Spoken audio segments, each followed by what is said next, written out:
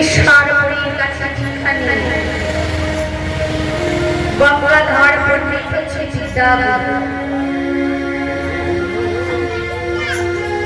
সন্ন্যাস গুরু হচ্ছেন কেশব ভারতী। মহাপ্রভু গয়াধাম পরিভ্রমণ করে তারপর চারিধাম পরিভ্রমণ করে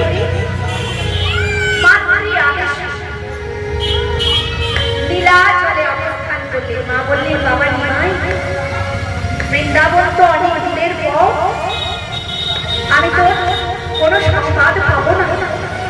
আর পুরীধাম নীলাচল, নীলাচলে আমাদের নবদ্বীপ থেকে অনেক ভক্তরা যায়। তুই কেমন থাকবি, তোর কুশল বার্তা জানলো। আমার তো বয়স হয়েছে বাবা, তা তুই নীলাচলে অবস্থান করবি। মহাপ্রভু নীলাচলে অবস্থান করেছেন। ঈশ্বর পরিবেশন তার প্রথম আশিস বাসুদেব, বাসুদেবকে ডেকে বললেন, বাসুদেব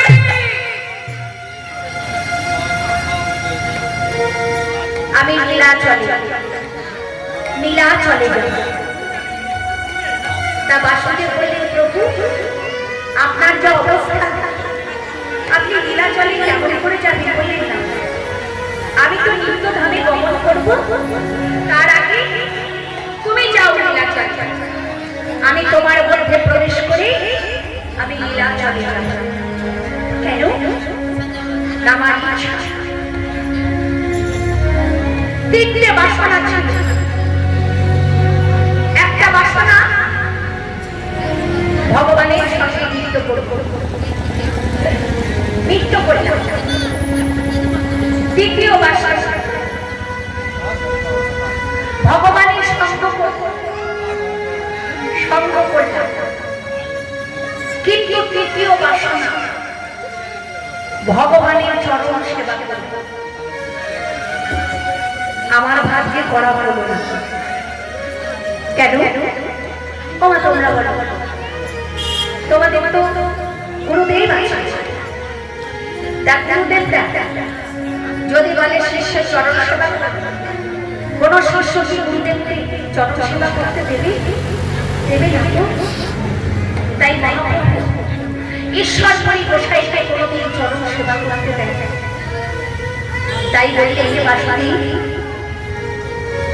আমার হয়ে তুমি শ্রীকৃষ্ণ চৈতন্য মহাপ্রভুর চরণ সেবা করবে। আজ বাসুদেব ঘোষ চলেছে নীলাচল। জয় গুরু গৌরাঙ্গ রাধা গোবিন্দ ব্রহ্ম নারায়ণ হরি বলো।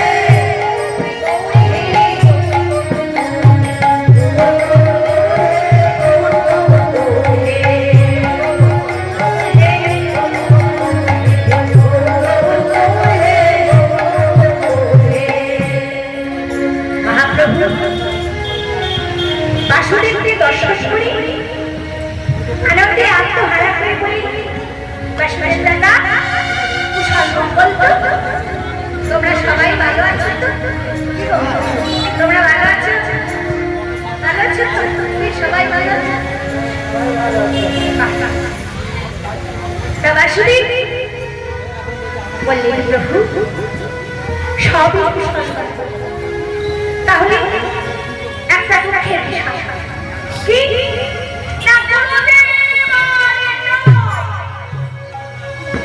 যেমনি বলেছে গুরুদেব আর নয় ওরাই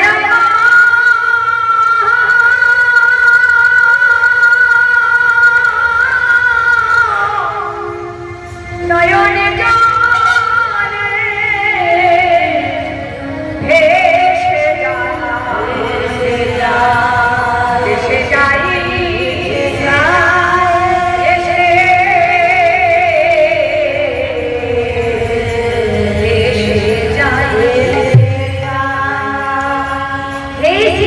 চৈতন্য মহাপ্রভু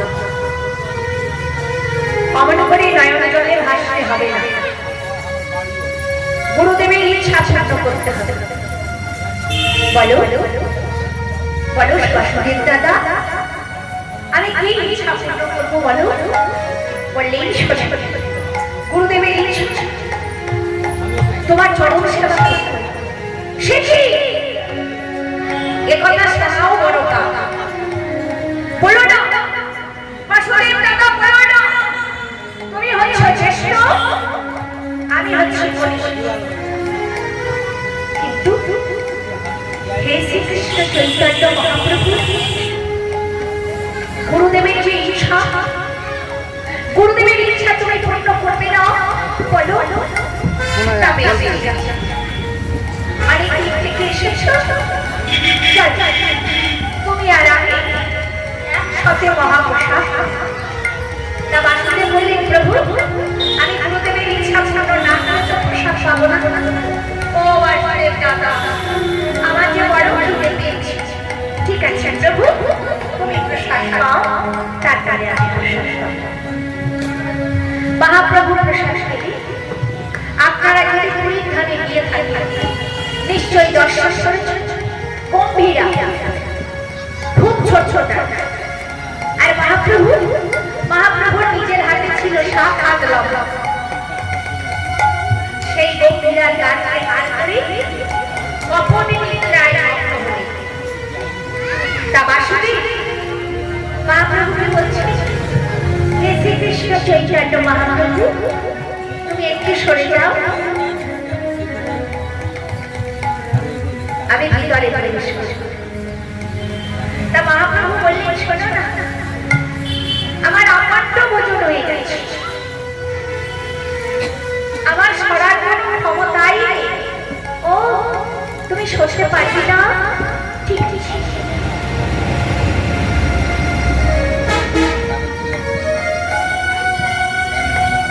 বাসুদেব কি করলেন নিজের অঙ্গে বহির্বেশে দিয়ে মহাপ্রভুকে ঢেকে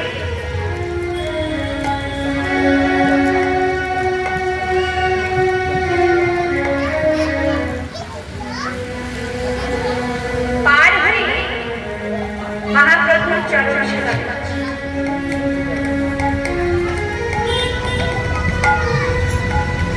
কিছুক্ষণ পর মহাপ্রভু জিজ্ঞাসা করলেন বাসুদেব দাদা তোমার ইচ্ছা পূর্ণ হয়েছে?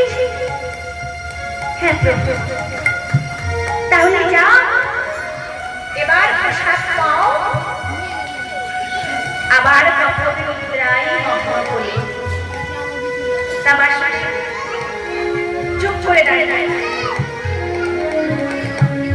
মহাপ্রভু কিছুক্ষণ পর নয়ন যুগল উন্নয়ন করে বলছে বাসুদেব দাদা তুমি এখনো যাওনি, যাও প্রসাদ পাও। বাসুদেব করজোড়ে বললেন আমি কেমন করে যাবো? কেন যেমন ভাবে এসেছিলে তেমন ভাবে চলে যাও।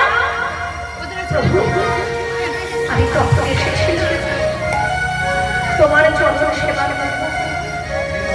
আর এখন আমাকে যেতে হবে এই উদার পরিপূর্ণ করবার জন্য। বোনায়া নয়নে জলে জলে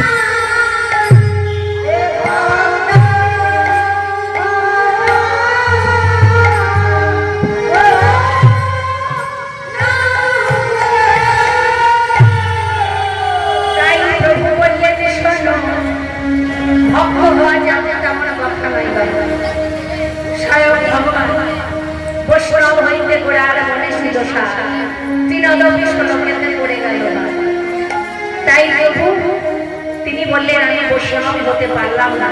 বৈষ্ণব কারা? না তোমরা। আমার এই ভক্ত যারা ভক্ত তারাই হয়েছে বৈষ্ণব। ঈশ্বর পরিয়াসা কৃষ্ণ নাম করলে